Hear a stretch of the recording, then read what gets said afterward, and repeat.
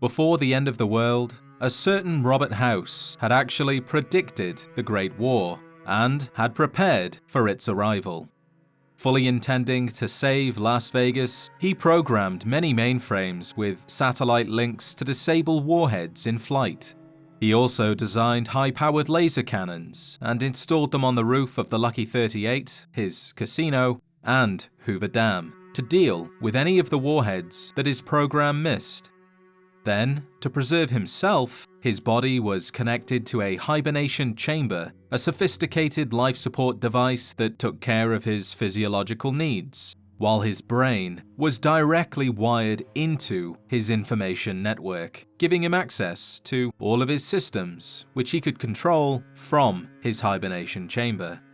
However, the most important part was missing: the platinum chip, a top-secret access card and high-capacity storage device which contained a vital upgrade for both his Securitrons and his laser defense network.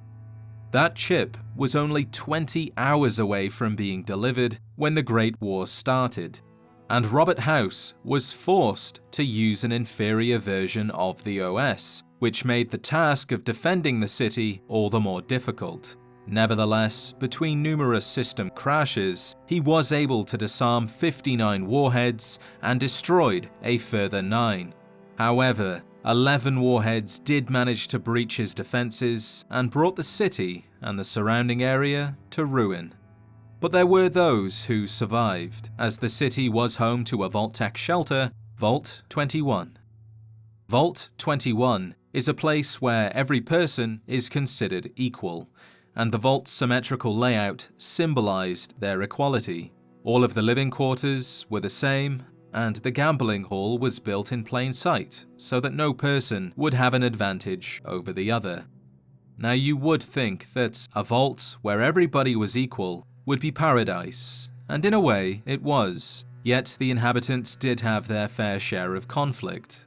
Unlike the usual violence and aggression seen in other vaults, the inhabitants of Vault-21 settled their disputes not with weapons or votes, but with gambling.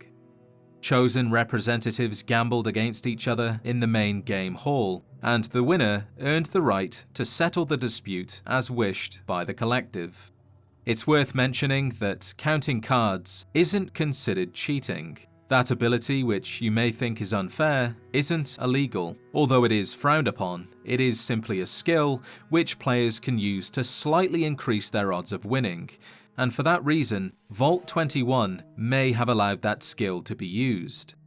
When the inhabitants weren't gambling, they celebrated, throwing these huge parties in the diner with music and food and dancing, and that's how things were for almost 200 years. But everything changed in 2274, when the Vault was contacted by Robert House.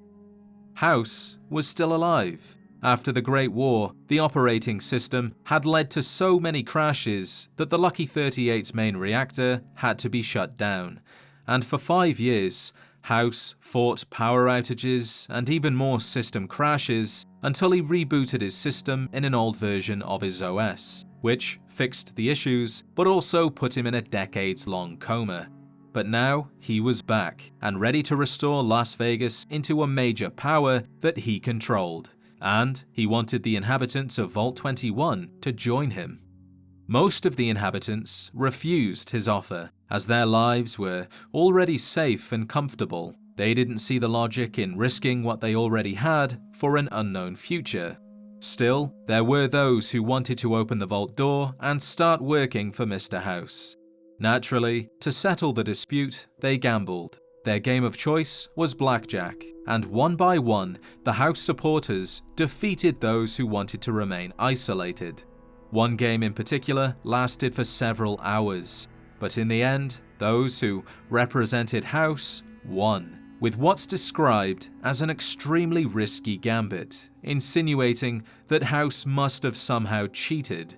Maybe those who supported him could count cards, and with the promise of being able to play inside real casinos with actual money, was too good to give up.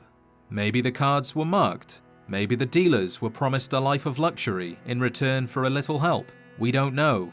but we do know that the rest of the vault honored the results and the vault's door opened.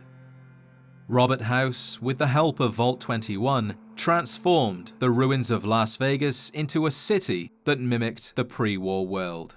And thanks to the stories and relics passed down by their ancestors, the inhabitants felt as though they were now living in that old world.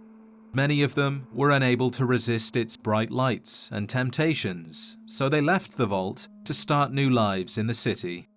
As for the vault itself, that was a giant complex of pre-war tech and became a great source of materials for Robert House to use to elevate Las Vegas into a better city, a new Vegas, if you will. Once House had taken everything he deemed useful, he filled the vault with concrete, only leaving the top level exposed after Sarah begged him to leave somewhere for the inhabitants who feared the outside, which she was one of, a place to live. I once thought the main reason for House doing this was due to Vault-21 connecting to both the Tops Casino and the Outer Strip wall, as well as increasing the population of New Vegas. Forcing the inhabitants outside filled the Strip with people who loved to gamble. However, the real reason for filling the vault with concrete was because House didn't want the vault to remain fully functional. If he had simply sealed off areas or electronically locked sections of it, then enterprising smarties like ex-vaulters could restore the vault and use it against him. As for the rest of the inhabitants, they either stayed in the city and helped rebuild it into what we see now, or they left to start new lives somewhere else. And the most notable member who did leave is Doc Mitchell. Not wanting to live in the city, Doc Mitchell started wandering the wasteland in search of a new place to call home. But everywhere he went, he couldn't help but feel as though something or someone was missing. He realized that life was quite lonely and he wasn't getting any younger. So Doc Mitchell went back to New Vegas, found his childhood sweetheart, and they reconnected. And shortly after, they planned to go to California to live out the rest of their lives together. Sadly, living in isolation for your entire life, inside a pristine vault no less, doesn't do much for the immune system, and they only made it as far as Goodsprings before she died. But one man's loss is another man's gain, and thanks to his misfortune, which rooted him in place, it meant he was there to save the courier after their run-in with Benny beneath the water tower.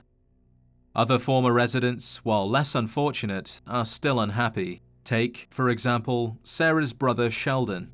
Shortly after the vault opened, Sheldon started working for Mr. House, designing and creating neon lights and billboards, sometimes even taking special orders for the big man himself, which many could say is a privilege. Getting to work for someone so powerful could be beneficial, but Sheldon was basically forced into this position. Originally, he wanted to explore the outside, but his phobia of open spaces and large crowds prevented him from making any considerable distance. In fact, he's only managed to make it to the building next door, a studio of sorts.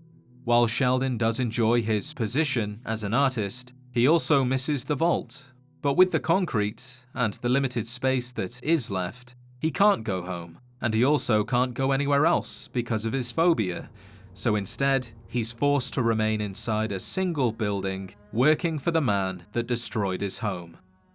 As of 2281, Vault-21 is nothing like the paradise it was. The layout is asymmetrical, ruined with concrete. Its dwellers are scattered and broken, and no longer do people gamble in the main hall. Their legacy is lost, and I wonder how many of the inhabitants truly believe that it was worth it.